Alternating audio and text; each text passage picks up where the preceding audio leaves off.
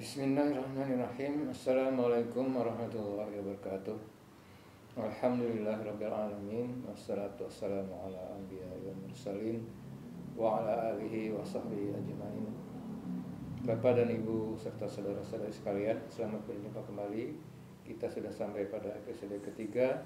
Kita akan jelaskan apa itu yang dimaksud dengan ulil albab, sebagaimana difirmankan, dikatakan oleh Allah Subhanahu wa taala dalam surat Ali Imran.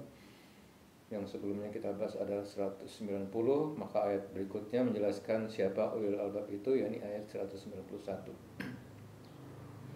A'udzu billahi minasyaitonir rajim. Alladzina yadhkurunallaha qiyaman wa qu'udan wa 'ala junubihim.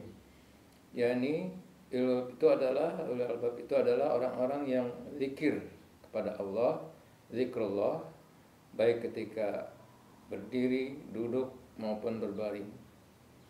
Wa yatafakkaruna fi khalqis samawati wal ard, dan dia ketika berdiri, duduk maupun berbaring, dia selalu memikirkan tentang penciptaan langit dan bumi. Rabbana ma khalaqta hadza batila. Kemudian dia sampai pada suatu kesimpulan, ya Rabb kami, tidaklah engkau ciptakan semua ini dalam keadaan batil, dalam keadaan sia-sia, dalam keadaan tidak berguna. Rabbana ma khalaqta hadza batilan subhanaka, maha suci engkau, faqina adzabannar, maka jauhkanlah kami dari siksa api neraka.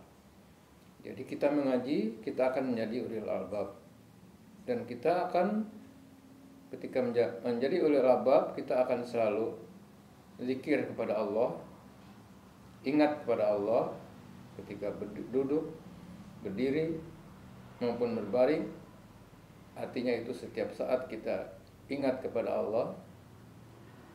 Samping ingat kepada Allah, kita selalu memperhatikan, memikirkan penciptaan Allah, tentang langit dan bumi, tentang segala sesuatu di sekitar kita, peristiwanya, tanda-tanda Allah ada di alam semesta di sekitar kita.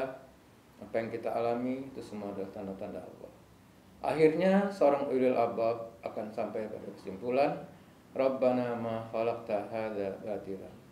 Ya Rabb kami, tidaklah engkau ciptakan semua ini, maksudnya ayat kauniyah, dalam keadaan batil, dalam keadaan tidak berguna. Semua ada tujuannya, semua ada maksudnya.